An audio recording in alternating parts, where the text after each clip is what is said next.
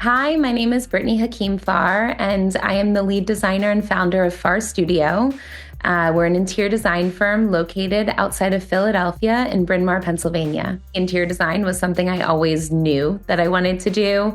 As a young kid, I used to move furniture around in my bedroom and always was very into design, layout, and also just how a space would feel.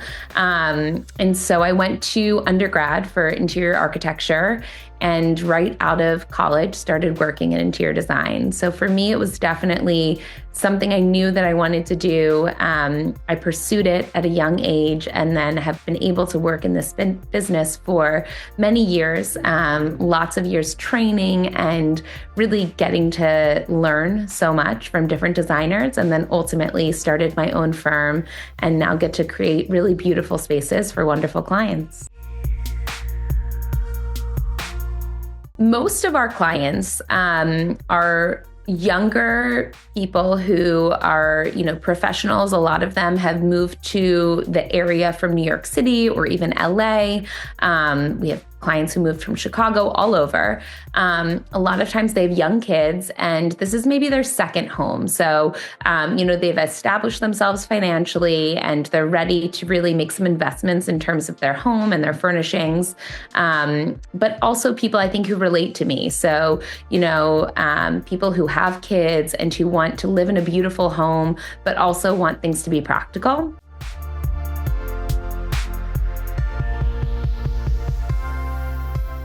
I definitely always like to do a dark room in a house. I think that there's something really amazing about having a room that's dark and moody and sexy, and it creates a vibe. And a lot of times that room ends up being somewhere that you can see it from the front entrance of the home. So whether it's a study or a den or a bar, I love a dark space. And I think that dark rooms get such a bad reputation because people immediately assume that if the walls are dark, it's going to feel dark. And I don't think that is correct. I think that if you have windows and there's lighting and the appropriate light fixtures, like the room is not going to feel dark. So I definitely always love to do a dark room. And then I also like to experiment with color in different ways. So I love colors that are kind of a muted, oversaturated color tone. So whether it's kind of like a green that almost feels like a neutral, kind of like this green painting behind me that we installed in our client's dining room. And then I love layering colors. So, let's say if we tie it into this green, maybe we do a rug that's also in a green tone and the walls could be in a lighter green tone. The window treatments could be in a darker green tone and really layering that on. But finding these colors that are timeless and beautiful and really interesting is something that excites me. This is something I was actually just talking with someone about. I think that the biggest challenge right now is people's expectations. People see online and now the capabilities with AI and ChatGPT and all this stuff, which honestly are way over my head. But people see that you can so easily, it seems like, put together design and render things. And I think that sometimes they don't understand the amount of work and time that really goes into what we do. But this is not an industry for the faint of heart. It is very time consuming. It is intense. There are daily fires that we put out and issues that we have to deal with. And so I think that sometimes people don't really understand how much work goes into all of the things that we do.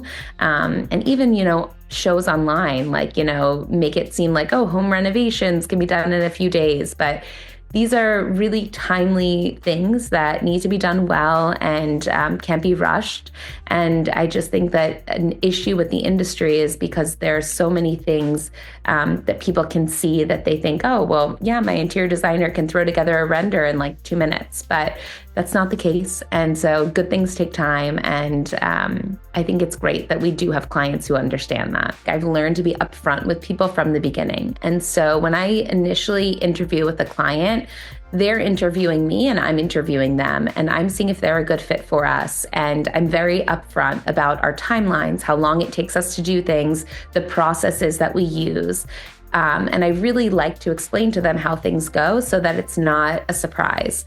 And so it's really important to be open and upfront and to just be firm in terms of how you do things as an interior designer and the process that you go through. And when I do have a client who questions me, I try to really kind of nip it in the butt and just say, like, look, this is how we handle things. This is our process. And if it's not a fit for you, then maybe that's a separate discussion. I have been inspired by many designers, and I think that specifically women who have kids who are in this industry are really helpful for me to relate to, because I have 3 young children and it is tough, to balance being a mother and working and traveling and all of the commitments. And so I'm constantly inspired by other women who, are working mothers in this industry and are able to balance it, and who are also realistic about those struggles.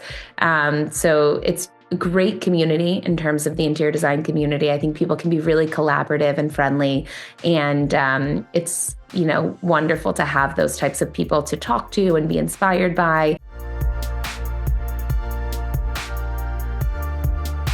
I absolutely love chasing paper. And when we were designing kids' rooms, over the past few years, we were constantly using their papers because I just thought that the patterns and the colors were fun and great. And so I kind of had a conversation with them one time, and the owner, Elizabeth, and I said, we'd love to do a collaboration if you're ever interested. And they were.